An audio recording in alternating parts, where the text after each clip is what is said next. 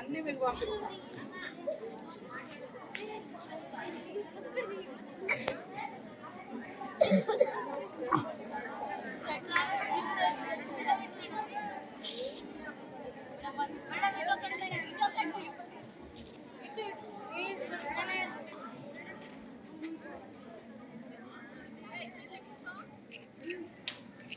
Okay అందరు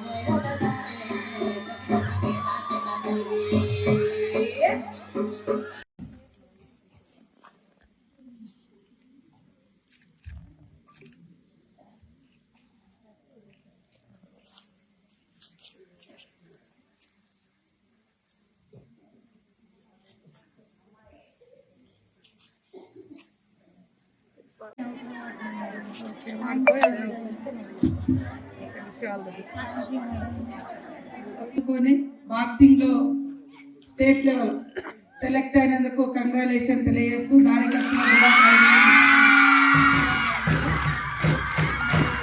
national international కూడా ఎదగాలని మనస్ఫూర్తిగా కోరుకుంటూ ఒక్కొక్క రంగంలో మన సీఎం గారు కూడా క్రీడాకారుడు, వాలీబాల్ ఆడతాడు బాగా. కాబట్టి క్రికెట్ ఆడతాడు, వాలీబాల్ ఆడతాడు, మరి ఫుట్బాల్, ముఖ్యంగా ఫుట్బాల్ ఆడతాడు. మరి ఆయన వచ్చిన కాడ నుంచి ఆటల మీద ఇంకా ప్రత్యేక దృష్టి పెట్టి మూలగొడ్డ గచ్చిబౌలి స్టేడియాన్ని బాగు చేసి ప్రతిరోజు అక్కడ ఏదో గేమ్స్ పెడుతూనే ఉన్నారు. ప్రతిరోజు ఆటలు నడుస్తున్నాయి ప్రతి దగ్గర నుంచి. మొన్ననే మా హ్యాండిక్యాప్డ్ అంటే డిజేబుల్ వికలాంగుల సోదరులు నాదే శాఖ ఇక్కడ నుంచి కూడా మన వాళ్ళందరూ వాళ్ళు కూడా ఆడింది. సీఎం కప్ నడుస్తూ ఉంది. సో నువ్వు తప్పకుండా సక్సెస్ అయ్యి మళ్ళీ వస్తే ఇక్కడ మళ్ళీ పెద్ద సన్మానం చేస్తాం, తప్పకుండా సపోర్ట్ చేస్తాం. సీఎం కప్ లోనే ఈ అమ్మాయి స్టేట్ వరకు వెళ్ళింది.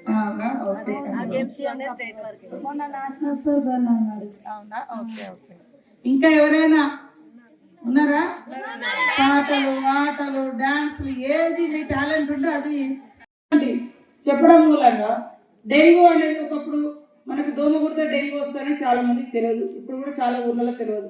దయ్యం పట్టిందా, దేవుడు పట్టిందా, ఏదో చేయాలనుకుంటారు. కానీ ఆ దోమ కుడితే డేంజా చనిపోతుంటారు కూడా. ఇట్లాంటివి కూడా ఉంటాయి. కాబట్టి మనం మన వాళ్ళని కూడా వాళ్ళకు ఈ నాలెడ్జ్ని కూడా కొంత సైంటిఫిక్ అంటే సైన్స్ని కూడా కొంత మీరు అప్పుడప్పుడు ఊర్లలో చెప్పాలి. మీరే టీచర్స్ మీ ఊర్లో అట్లా చేస్తే కొంత బెటర్గా ఉంటుంది. సో మీరు అందరూ అయితే ఇప్పుడు సంతోషంగా ఉన్నారు అనుకోవచ్చా?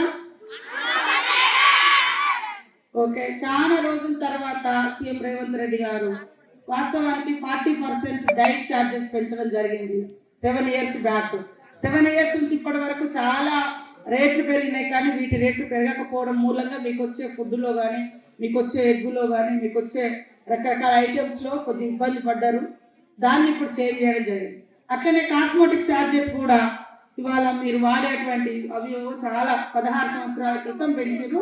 ఇప్పుడు 16 years బ్యాక్ దాన్ని ఇంక్రీజ్ చేశారు. ఇప్పుడు మళ్ళీ నెలల తర్వాత 200% పెరగడం జరిగింది. అది ఎందుకంటే మినిమం నీరు మనకు ఫుడ్ ఎంత అవసరం ఉందో ఇప్పుడు కొద్దిగా జుట్టుకు నూనె పెట్టుకోవడము, బట్టల్ని క్లీన్ చేసుకోవడము, సబ్బులు, వంటిని శుభ్రం చేసుకోవడం, వాటి రేట్లు కూడా విపరీతంగా పెరిగిపోయింది. దాన్ని దృష్టిలో పెట్టుకొని రేట్లు కూడా పెంచడం జరిగింది. సో మీరందరూ కూడా ఒక మంచి స్నేహభావంతో అద్భుతంగా ఎదగాలి, ఒదిగి ఎదగాలి. నేను అన్ని రంగాల్లో మీరు అన్ని టాలెంటెడ్ ఓకే, కానీ అహంకారం మాత్రం నెత్తి మీదకి ఎక్కదు. అహంకారం ఎక్కిందనుకోండి అక్కడి నుంచి కింద ఏమంటారు కైలాస లోకం నుంచా అట్లా అవుతారు. కాబట్టి వినయ విధేయత సంస్కృతి సాంప్రదాయ ఈ గౌరవం అనేది కంపల్సరీ అనువనువున ఉన్నప్పుడే నీ స్టడీకి నువ్వు నేర్చుకున్న విజ్ఞానానికి నీకు వచ్చిన హైయెస్ట్ మార్క్స్ కూడా ఇది కంపేర్ చేసినప్పుడు ఎస్ ఈ అమ్మాయిలో అన్ని రంగాలలో యాక్టివ్ ఉంది, ఫస్ట్ ఉంది అనేది కూడా మన పెద్దవాళ్ళు గుర్తిస్తారు. ఫస్ట్ గర్వం అనేది అహంకారం అనేది ఉండవు. ఆత్మవిశ్వాసం వేరు, అహంకారం వేరు. ఆత్మ గౌరవం వేరు, అహంకారం వేరు. ఆత్మ గౌరవం వేరు, అతి విశ్వాసం వేరు. కాబట్టి కాన్ఫిడెన్స్ ఉండాలి కానీ అతి ఉండకూడదు, గౌరవం ఉంచాలి కానీ అహంకారం ఉండకూడదు. ఇవి మనలో ఖచ్చితంగా ఉంటూ దానికి తగ్గట్టుగా మీరు నేర్చుకోవాలని కోరుకుంటూ మాట్లాడతా. డైలీ లేట్ నైట్ స్నాక్స్, దాంతో పాటు ఎక్స్ట్రా పెరుగు, రసం, చట్నీస్, ఫుడ్ కూడా చాలా బాగా పెడుతున్నారు. నెలకు 4 సార్లు నాన్ వెజ్ పెడుతున్నారు. దానివల్ల మేము ఆరోగ్యమైన ఆహారం లభిస్తున్నాం. దానికి కృతజ్ఞతలు. అలాగే మాకున్న సమస్యలలో మాకు రోడ్ కావాలి. ఎందుకంటే వాన పడ్డప్పుడల్లా మాకు ఇలా బురద అవ్వడం వల్ల నడవడానికి పాములు ఇట్లా వస్తున్నాయి. కావాలని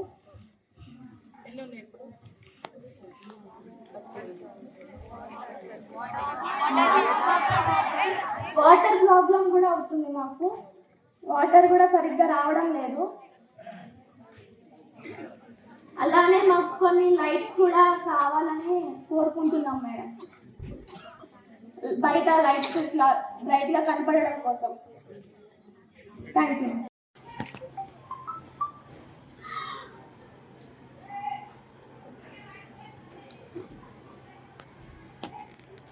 Regolani